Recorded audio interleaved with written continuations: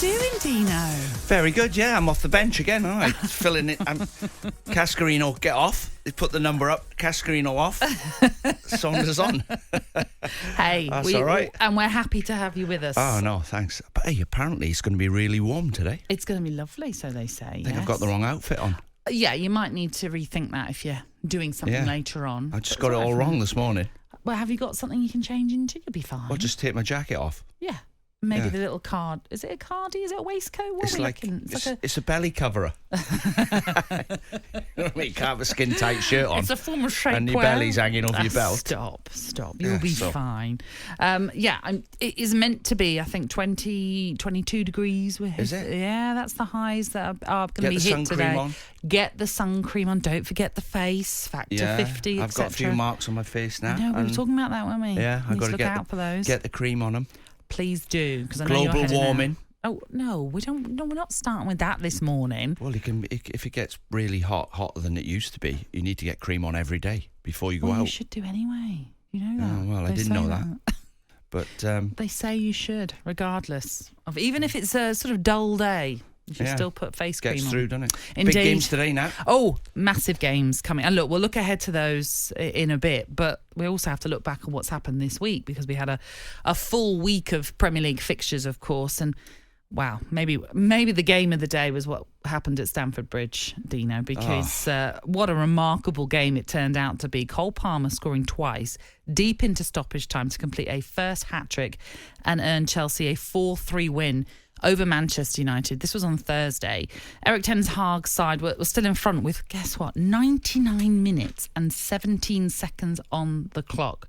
They were leading, but they became the latest side, or in fact, in terms of a defeat, it's the latest a side has ever been ahead in a Premier League match before going on to lose. Before we get your thoughts on all of that, after the game, Erik ten Hag was asked how it all went wrong. We were managing the game because from organisation. In the defending, there was no problem.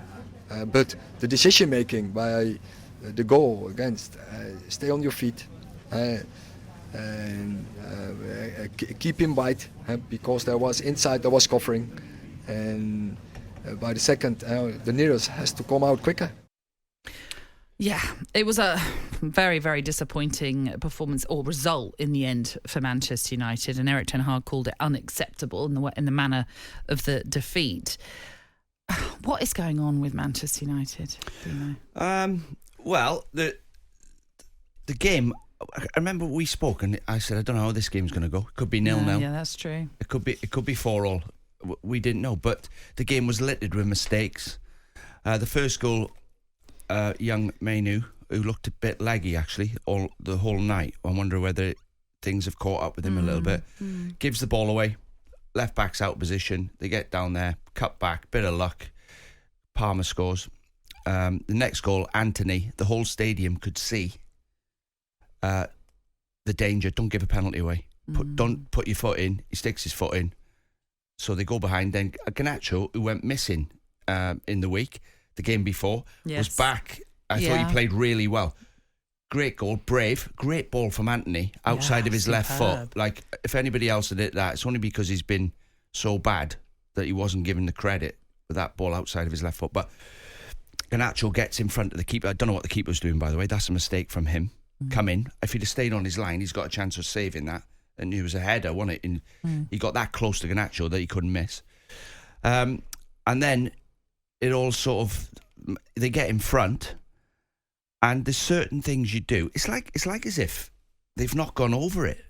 Like when you're winning and you got to get over the winning line, which all the top teams are normally winning. If you think about it, like 10 minutes to go, they're normally winning games, and they're having to.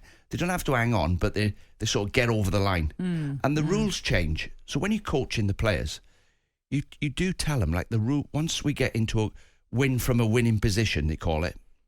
Once you get in that position, 10 minutes to go, and we don't need to score any more goals, all you do is you just cover up and you play simple football, which is like strikers don't come towards the ball. We're just going to flip it down the sides, get their back four running back that way. Don't give fouls away. Don't get caught offside. Strikers, the goalie puts the ball down, bangs it in your box. Don't throw the ball across the pitch. Throw it down the line. So we don't give. What you're saying. So, don't play hospital balls into midfield, the back four. So get it into the front players and don't give fouls away. Don't get caught offside, and don't give them a goal at the end of them. Don't give them a chance to put 6 bodies in your box, because some of these teams, like Man City, are winning. Say Man City are winning a game against Crystal Palace. They can't get enough of the ball to get 5 players in your box during open play. But if you give them a free kick, they can. They all come up, and there's 7 of them in there. So I think Man United, like he said, they never managed the game at the end. I'm going to give Maduaki some credit because he went at Darlow. And if I was playing against Darlow, if ever I played against a defender who was on the wrong side of the pitch, he's left-footed. He's normally a right back, but he's playing left back. This is going to sound, because they're professional footballers, it's going to sound bad, but some defenders can't tackle with their wrong foot, and they can't even turn as quick. Right. You get, as a right back, you get used to turning towards your right foot, don't you? If you think like the winger's taking you on, you turn towards your right foot when you're defending.